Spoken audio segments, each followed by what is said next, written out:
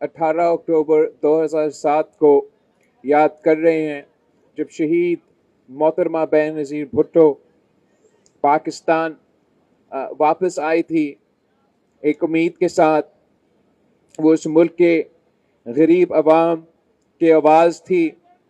उन्होंने इंतहा पसंदों और दहशत गर्दों का मुकाबला, आमिर का मुकाबला करते हुए शहादत कबूल की और 18 अक्टूबर 2007 पे जो वाक़या इसी जगह पे हुआ था, जहां शहीद मोहतरमा बेनज़ीर भुट्टो के काफ़िले पे खुदकुश हमला हुआ और पाकिस्तान पीपल्स पार्टी के कारकुन शहीद हुए, मगर शहीद मोहतरमा बेनज़ीर भुट्टो उन दहशत गर्दों से, उन इंतहा पसंदों से, उनके सहूलत कारों से नहीं डरी, वो झुकी नहीं, वो पीछे नहीं हटी, अपनी जदोजहद जारी रखी और 27 दिसंबर 2007 को शहीद हुई। पाकिस्तान पीपल्स पार्टी आज भी शहीद मोहतरमा बेनज़ीर भुट्टो का मिशन को, फ़लसफ़ा को, सियासत को आगे लेके चल रही है।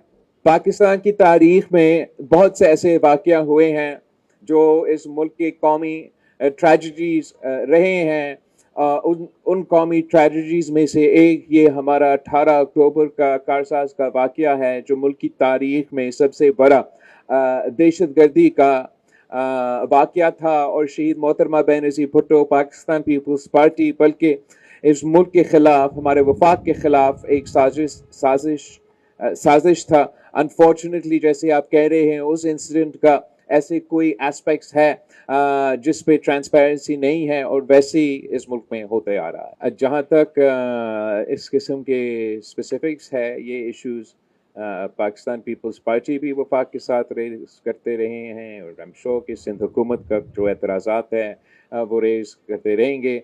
हम खुश होंगे कि कराची पे के लिए काम किया जाए। हमारा तो मुतालबा रहा है वफाकी हुकूमत से मुख्तलिफ स्कीम्स के हवाले से, कराची के पानी के इश्यूज़ के हवाले से जो भी काम हो वो ज़रूर आइनी तरीके से और 18वीं तरमीम के मुताबिक होना चाहिए। उसके अलावा तो पाकिस्तान पीपल्स पार्टी तो बहुत खुश होंगे अगर वज़ीर आज़म साहब चाहेगा कि मज़ीद काम करें। हम गौर से फॉलो कर रहे हैं जो सूरत हाल है मिडल ईस्ट में।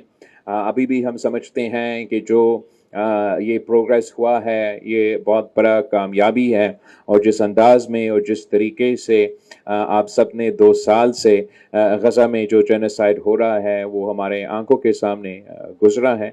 तो वही जो पहले कहा था वही खदशात है। उम्मीद तो है और हम उम्मीद तो रखते हैं, लेकिन माजी को भी और उनके तारीख को भी गौर करते हैं।